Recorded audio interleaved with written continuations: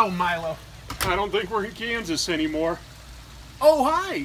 You caught us discovering color. Speaking of color, let's talk about the history of color in comics and the challenges therein.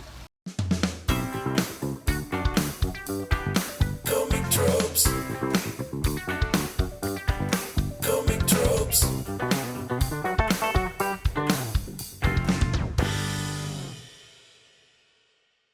Hello, welcome to Comic Tropes. I'm your host, Chris. When it comes to reading Western comic books, there's a default expectation that they'll be in color.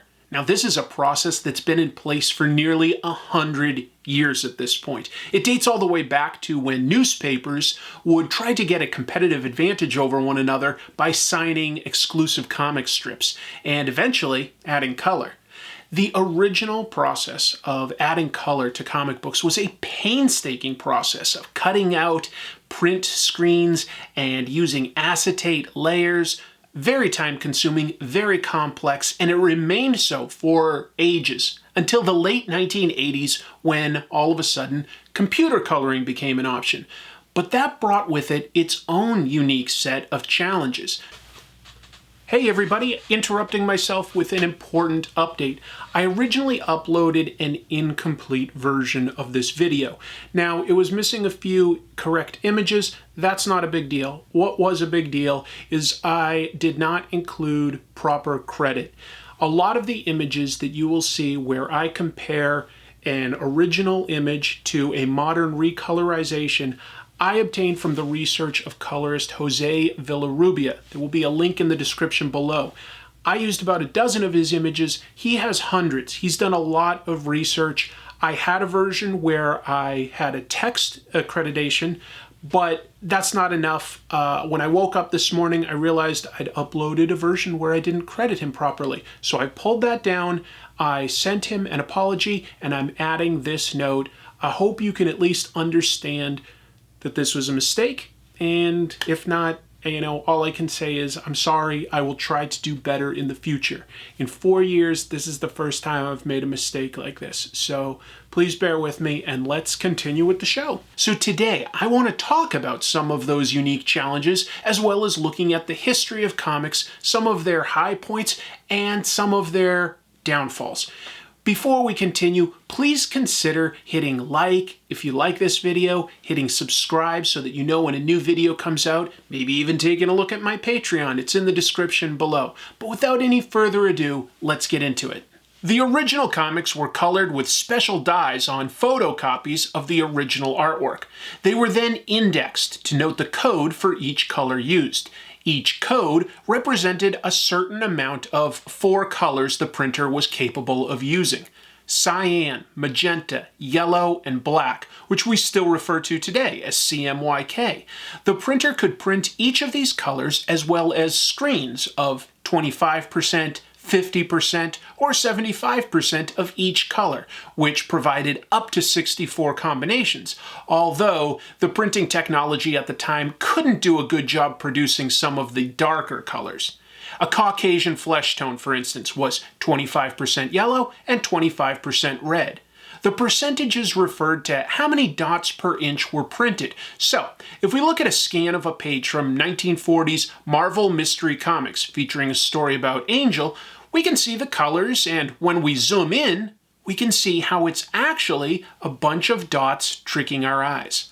The publishers would send the color guides to print houses, which employed separators who would painstakingly cut out the colors to match the comics and lay them on clear acetate sheets to be photographed for the printer to reproduce. While there was never a hard and fast rule about it, because of the limited color palettes, many superheroes ended up with bright primary colors, while villains used darker greens and purples. Early colorists like Stan Goldberg helped determine the color scheme of characters and went on to color many of Marvel's early superhero offerings. With limited means, Stan would use innovative ideas like monochrome environments to make the titles pop out on the shelves. Still, because of the limited options, writers and artists gave very little consideration to the colors that would be used in terms of its narrative impact. A famous example is how the original Hulk was colored gray, but Marvel quickly realized they couldn't get the gray to print reliably without obscuring Jack Kirby's artwork, so he was quickly changed to green. It only became a story point decades later. Another early pioneer in making colors look good was Marie Severin. Her brother John was working at EC Comics at the end of the 1940s and asked her to help color one of his stories. Speaking about what she brought to the table, Marie said, quote, "I believe the color chart for the printed pages had a range of up to 48 colors. I had the full range. I could mix colors, golds, greens, blues, and so on, and you would intensify them so that the separators could see the difference. What they liked is that I really studied which colors looked best and sharper next to one another, the subtleties of it. I would also proofread the colors." Marie worked primarily on EC's war and horror comics. She spoke about her approach to EC's famous horror books like Tales from the Crypt, explaining, quote, "What I would do very often is, if someone was being dismembered, I would rather color it in yellow because it's garish, and also so you could see what's going on, or red for the blood element, but not to subdue the artwork. I mean, the main reason these people were buying these books was to see somebody's head cut off, you know?" The printing technology at the time was slow to evolve, and a lot of this was because the goal of publishers was to keep costs down. They printed on newsprint, which was cheaper, but also didn't necessarily pick up fine detail like the comics that we read today. Colorists at the time learned to take advantage of the off-white paper, knowing that it would make the colors appear more muted, so they could bump up the saturation in the colors that they were choosing, knowing that it would appear more grounded in the final product. There weren't a lot of gradients in colored comics all the way into the 1980s. A few artists were innovative, like Jim Steranko. Steranko worked on Nick Fury, Agent of S.H.I.E.L.D. as the writer and artist in the 60s and also insisted on doing his own colors. Here's a color guide that Steranko hand-colored and labeled for the printers. He used bold and vibrant colors, knowing that they would come out more subdued in the finished product. Here's the color guide to a romance story that Steranko produced at about the same time, where he took advantage of using a few dominant colors with various tints to create an emotional and dreamy page, as compared to a purely realistic color scheme. Steranko worked hard within the limited color options to make sure skin tones were good, which was a challenge for Black and Asian people. Steranko was one of the few who did it carefully. He knew that less was more, like in this 2-page spread, which had the potential to overwhelm a reader with dozens of colors, but Steranko wisely kept his palette limited to let his artwork shine through.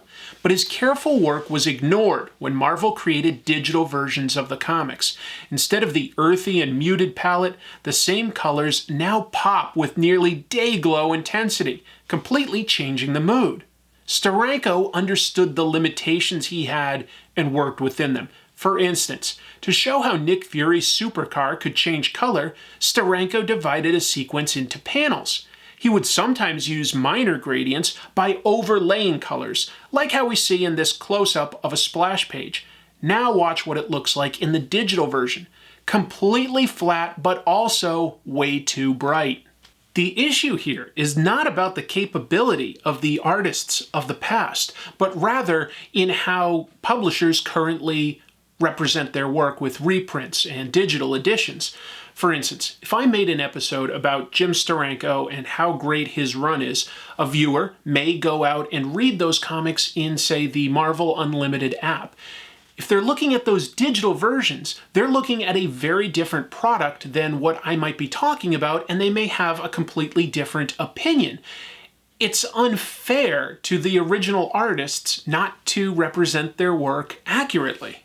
In the 1980s, comics were blessed with a crop of new talent that produced beautiful results while still utilizing mostly flat colors. Creators like Lynn Varley on The Dark Knight Returns, John Higgins on Watchmen, and Richmond Lewis on Batman Year One produced brilliant work. Lynn Varley took advantage of the fact that printers could now photograph and reproduce a painted page. She printed Frank Miller's line art out in light blue on an artboard and painted with gouache. Then the line art was printed out on a clear acetate layer and laid on top. It helped give The Dark Knight Returns a larger color palette and was rendered appropriately moody and dark without looking muddy. John Higgins has worked on famous comics like Watchmen and The Killing Joke. In the former, he does not get enough credit as one of the three creators, alongside Alan Moore and Dave Gibbons, to have created this seminal story. Higgins put deep thought into color choices. For instance, in issue 3, Rorschach has to see a psychologist, and the story starts out with warm, comforting colors. As the psychologist probes Rorschach and learns more about how dark his mind is, cool colors are slowly introduced into the page. By the time the psychologist returns home, he is deeply disturbed, and the page is saturated with cool blues and purples. In The Killing Joke, Higgins colored artist Brian Bolland's story about the Joker trying to break Commissioner Gordon by proving anyone can become like him with one bad day.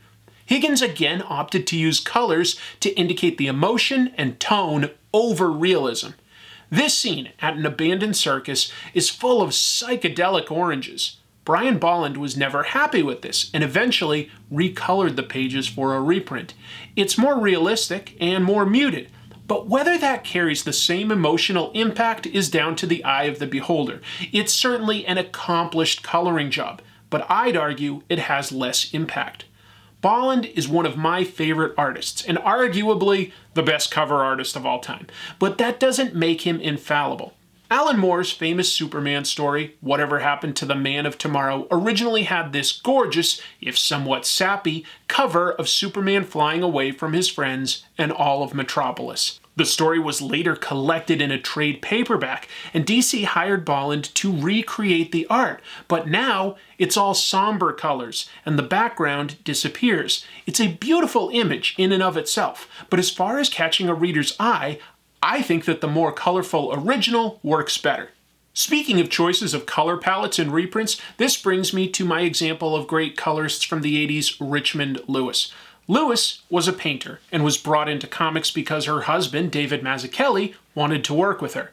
So she was hired to color his brilliant collaboration with Frank Miller, Batman Year One. But she reined in her choices for color palette and utilized colors that she knew would print well on standard newsprint. This page we're looking at is a scan from the original monthly Batman comic, but the comic was a huge hit and DC opted to reprint it as a trade paperback. This would be printed on higher quality paper that was thicker and whiter, so Richmond used a technique like Lynn Varley's and completely recolored the pages with that type of paper in mind. These pages side by side are slightly different, but not a radical departure, and look much better than if DC Comics had simply used the original color options on whiter paper, where they would have looked garish. And just to be clear, the problem with reprinted colors erasing the original creators is not unique to American comics. The Inkle by Jodorowsky and Moebius was serialized in Metal Hurlant, the European version of Heavy Metal magazine. Yves Chaland contributed some understated colors that still added depth, clarity, and mood, but at some point, Humanoids reprinted the story with realistic colors. It ends up making this page look uniform and loses the depth and energy. Out of all the examples I just talked about, the one I'd recommend the most is if you have the opportunity to look at the original issues of Batman Year One side by side with the reprint, it's one of the best examples of seeing a colorist produce brilliant work with the ultimate format in mind.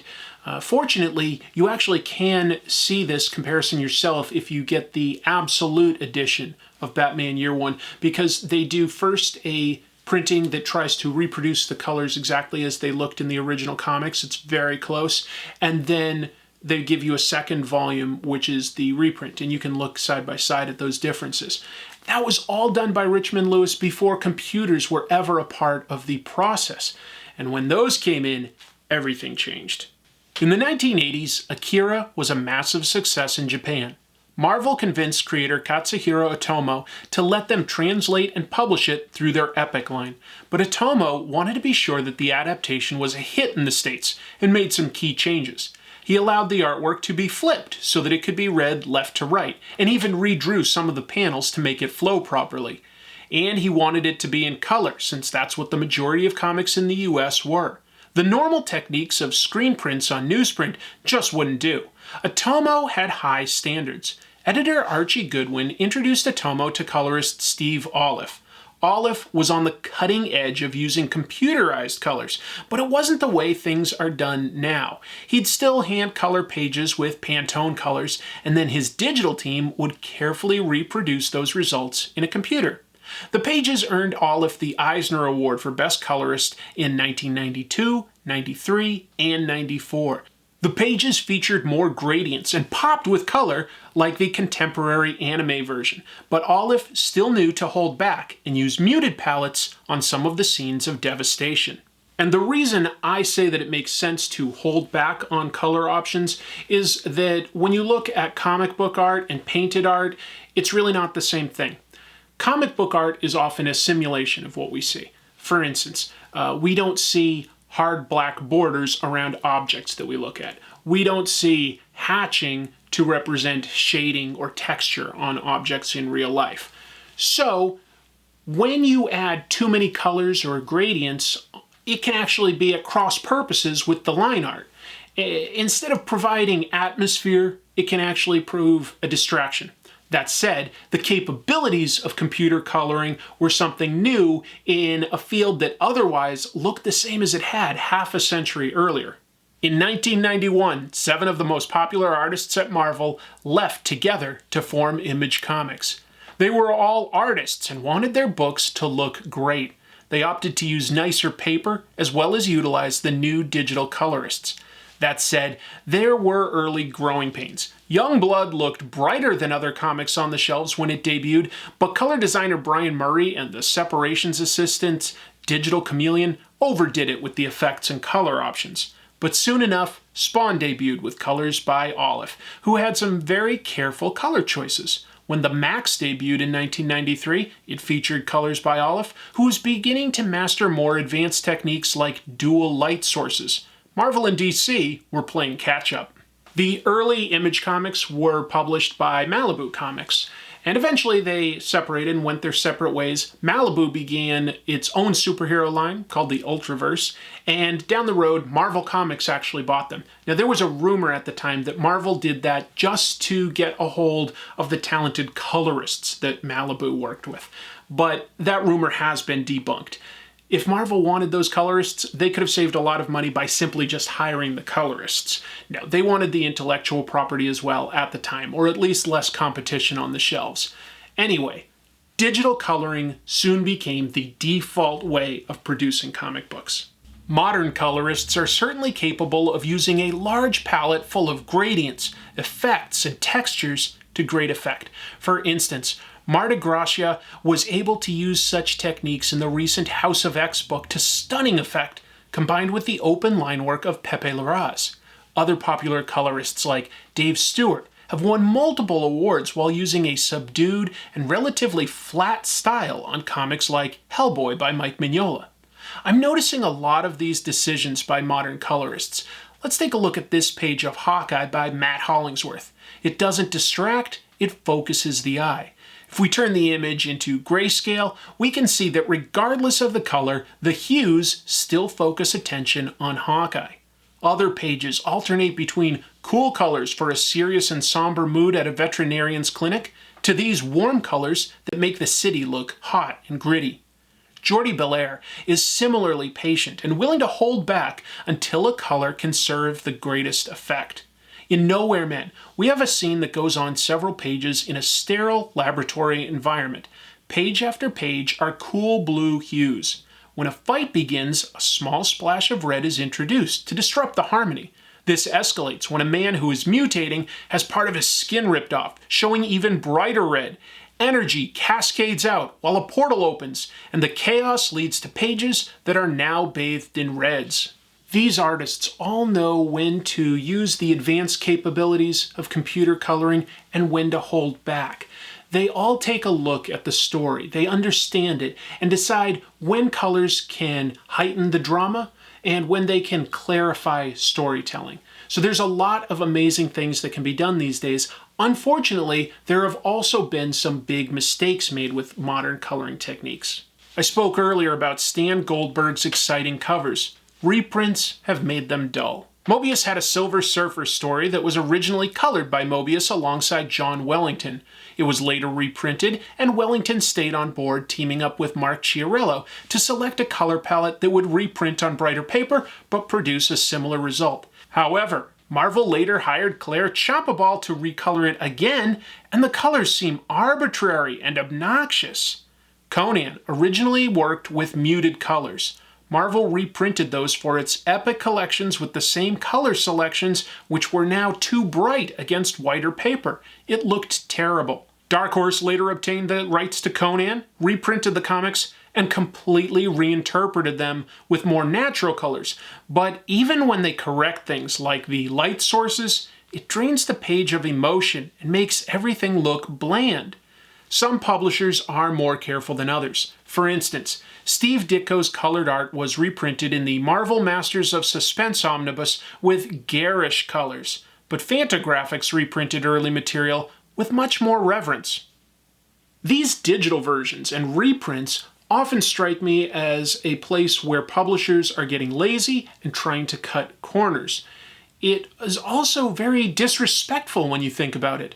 You would never look at a reprint of a comic book and expect to see completely new dialogue or have a completely different artist redo a famous story arc. So why is it okay to erase the work of those colorists? It also has the side effect of erasing the work of a wide swath of female creators. There were a lot of female colorists back in comic book history, so it's just a bizarre choice. I would recommend simply scanning the old comic books and doing some cleanup work on them. Because when you think about it, coloring is a vital component to comic book storytelling. In fact, color is the first thing a reader will notice. Normally at this point in the show, I will feature some fan art, but I didn't get a lot this week, so I'm just going to hold it till the next episode. However, if you would like to have some fan art featured on this channel, just email it to comictropes@gmail.com. As long as it has something to do with comic tropes, I will feature it, and then I actually pick a winner to get a Gachapon prize mailed to them that I picked up in Japan. What else do I have to say? I do have some other things to say. First of all, thank you for watching this far, and please, I would love it if you could hit subscribe, like, share this stuff. That really helps the channel. This episode took a look at coloring and looked at some of the highlights and the challenges that are made by the technology involved. But ultimately, it really is the decision of people how something is presented. So when it comes to a reprint, I think that it's really important for a publisher to keep in mind that that could be a reader's first look at something from the past, and that can influence how they think about comic books. They might, for instance, look at these garish colors and think, oh, comic books used to look pretty darn bad. And look, maybe there were some that looked bad, but it isn't an accurate look at the past. So I think that it's not a place to cut corners. It really isn't. It's not a learning ground, or if it is, it should still have somebody taking a very close look, proofreading it before it gets published to make sure that it's a good-looking book. Otherwise, we're creating an incorrect perception of comic books, and I don't see how that's good for anybody's brand or in getting a readership together. So I talked about some of the challenges involved. I'd love to someday do a deeper dive into many of these colorists, but I wanted to sort of go through the arc of computer coloring and how that changed the old way of doing things. If you want to learn about this, I mean, you've got to learn what rubylith is. Look that up, rubylith. The process that the early color separators performed was just arduous, painstaking work. It's amazing that it was that way for so long, especially because coloring is essentially the last step before a comic book goes out the door, right? So somebody is a little delayed writing a script. Well, okay, we've got a little bit of a buffer. Somebody's a little slow to draw it. Okay, we've still got a little bit of time. The colorist, you got to just finish that because now we're up against the deadline. And there was just so much manual labor back in the day. There's still a fair amount of labor now for flatting comic books. In fact, a lot of colorists will use flatters. Some of them credit their flatters, and some of them don't. I think that there should be a standard applied there. I think that the flatters should probably get some of the credit. Not necessarily have to be under contract with the publisher. That can be work for hire on a side basis. But I do think that they probably deserve credit for flatting the comic. And if you don't know what that means, there's a lot of YouTube videos that are more like tutorials on how to color comics. So that's something very easy to figure out if you are curious about the actual technical process. I just wanted to talk more about some of the highlights and some of the challenges that are currently being faced that really don't need to be. Anyway, I've rambled a lot. I really appreciate you taking a look at this episode. It was definitely a passion project episode for me. And yeah, I'll see you soon. Keep reading comics.